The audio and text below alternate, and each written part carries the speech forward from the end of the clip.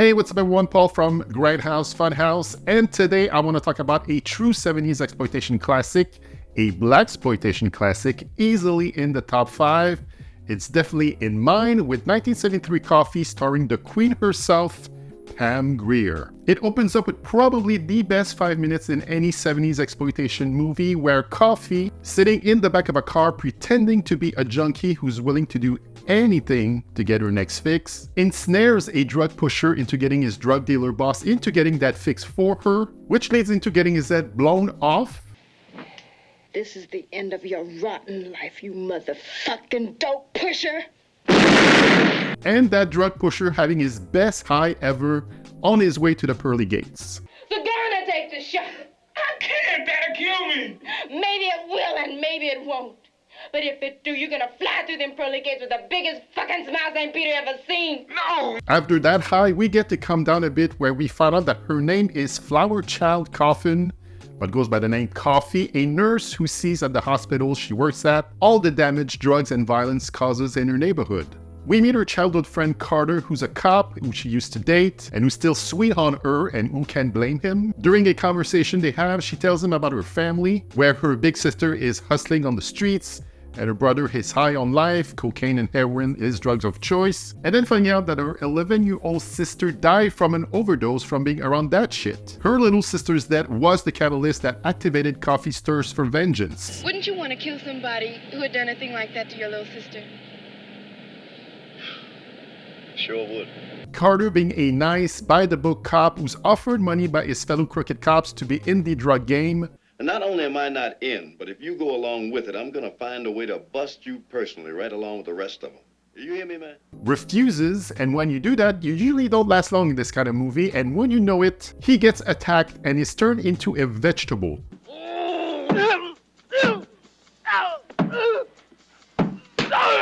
Not literally, of course. So that gets Coffy even madder, so now she goes deep undercover and infiltrates the drug underworld, posing as a drug addict and prostitute to gain the trust of the criminals. During her quest for vengeance, Coffy does have time to get it on with Howard, a councilman and political activist fighting against corruption in the city, and currently running for congressman. Surely someone who fights against city corruption can't possibly be part of it as well. Coffy gets in touch with an ex-patient of hers, a lady of the night, played by Carol Lucatel in her first role, who also played the crazy backwoods mom in Friday the 13th, A New Beginning. You big dildo. Eat your fucking slop.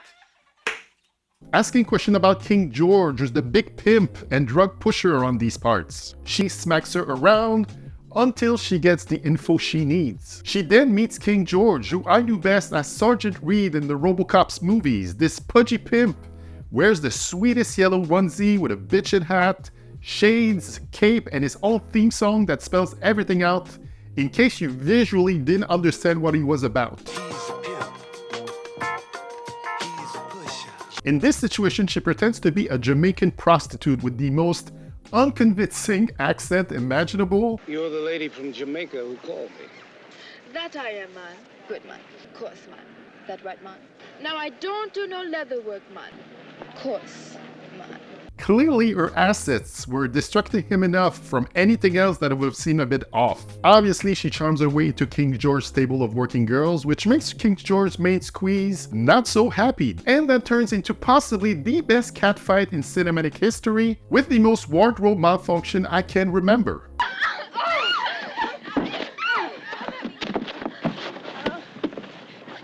I mean, this is an exploitation movie after all. You want titties? You got titties. The fight itself attracts the attention of mob boss Arturo Vetroni, who demands to have her that night. Like a wild animal. Got to have that girl, George. Tonight. Vetroni was Coffy's next target. She planned to kill him that evening, but our favorite scuzzy henchman, played by Sid Haig, put a stop to it. You want me to crawl? White motherfucker? What are you doing? Put that down. You want to spit on me and make me crawl? I'm gonna piss on your grave tomorrow. And in trying to get out of this jam, she admits that King George ordered her to kill him, which makes Vetroni order George to be killed. It was King George. Oh! Oh! He set it up. He's been working with the brothers all along. Hit him. And hit him so that everybody else will get the idea. And that erroneous admission leads to a chain reaction of events to a somewhat predictable conclusion that I'll let you find out for yourself. This was Pam Grier's and directors Jack Hill's third movie together after The Big Dollhouse and The Big Birdcage, and they were gonna make a sequel a year later titled Burn, Coffy, Burn, but American International Pictures decided at the last minute to scrap it, even though Coffy was a huge hit at the time, and it turned into Foxy Brown instead. Clearly they had a good working relationship, and he definitely brought out the best in her first leading role. Which brings me to say that the one and only reason to watch Coffy is unquestionably for Pam Grier. She radiates beauty and strength as Coffy, and yes, she's an incredibly sexy woman showcasing her many talents. We do see a lot of her. But it wasn't just her looks, it's the confidence she exudes, the spark in her eyes. There was raw talent in her that pops off the screen. While some of the time her acting may be a bit uneven, shall we say, but that really didn't bother me and doesn't distract or hampers the movie overall. While she wasn't the actual first female action hero we saw on the silver screen, it's definitely this performance that got the most notice, especially for a black female action hero. Her character is very crafty, she's not afraid to get dirty, lots of street smarts. I mean, putting razor blades in your afro, so that if ever someone would dare putting their hands in there during a fight, they'll just get sliced up good. That's some clever hood shit that Pam Grier actually brought up to Jack Hill during filming, and that's why it's used in the movie. We don't get much of Coffy's backstory, we just go with the fact that she's got all that street smarts to handle all these low-life creeps, men and women that are all in it for themselves. It cuts a lot of the fat out. She's already in vengeance mode at the beginning of the movie. We don't see her sister dying or the rest of her family members. We go straight into the revenging, and it doesn't let up. Booker Bradshaw playing her congressman boyfriend, Robert DoQui playing King George, and Arturo Vitroni, the mob boss played by Allan Arbus, all bring their flavor to their performance. Same with Sid Haig, mine and yours favorite 70s exploitation movie scumbag, who always seems like he's having the best time, who brings his kooky energy as Vitroni's main henchman. Can't be talking about Coffy without mentioning the score by Roy Ayers. Bangers after bangers. Coffy is the color, King George, Coffy baby. I mean, even with the worst Blaxploitation movie, and I haven't encountered any yet, you'll always, without fail, get an amazing soundtrack that goes with it, and Coffy is certainly at the top. So yeah, see it for Pam Grier. This and Foxy Brown made her the icon that she is today. And as an exploitation/Blaxploitation movie fan, it has it all. Violence, pimps, drugs, nudity, sex, impeccable fashion, and a good serving of crazy dialogue. There's pretty fucked up ways people getting killed in this, like someone getting dragged behind a car with a noose around his neck. I mean, look at that poor dummy. Or someone getting shot in the dick. Boom.